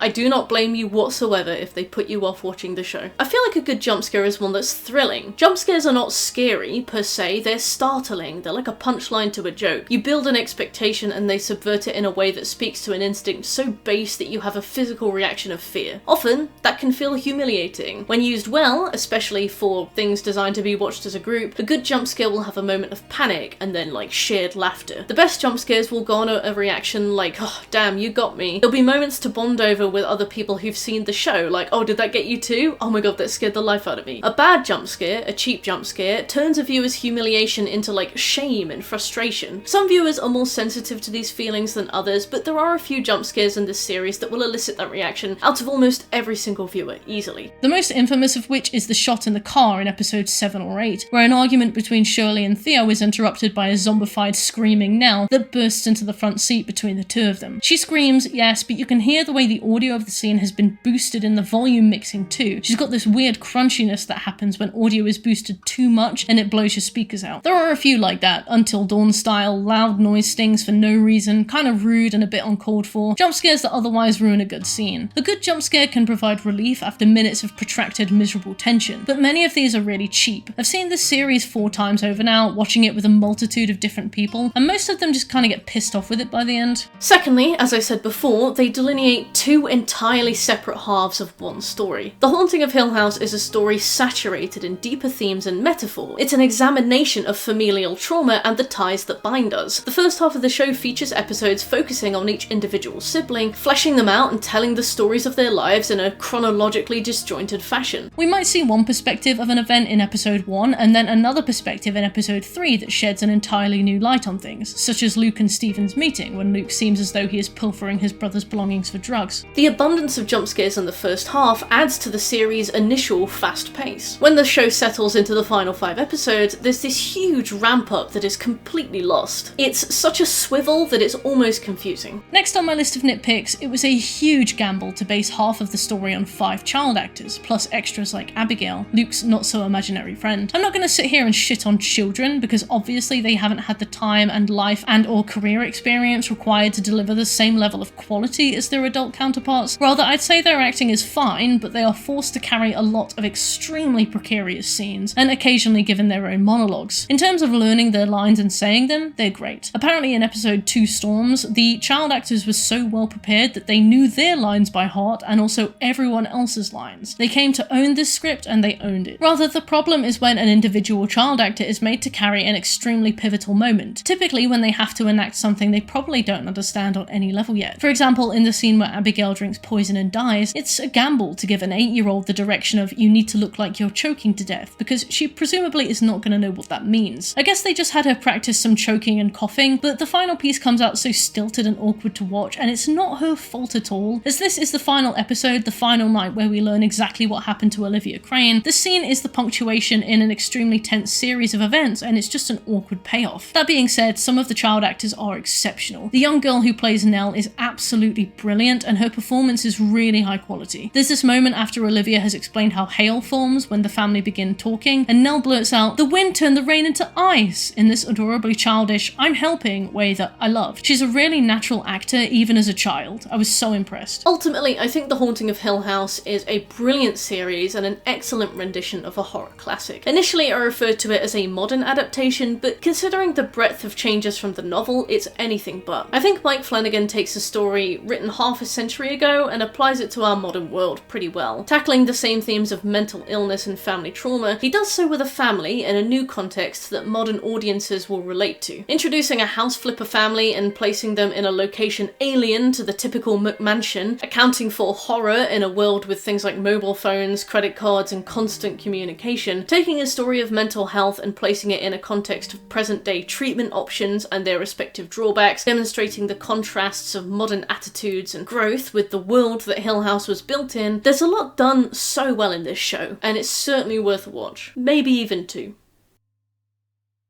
Special thanks to Bile Hamahu Futh, Alice Teeters, Brian Bullock, Carissa Fulcher, and Fosh for being my highest tier patrons.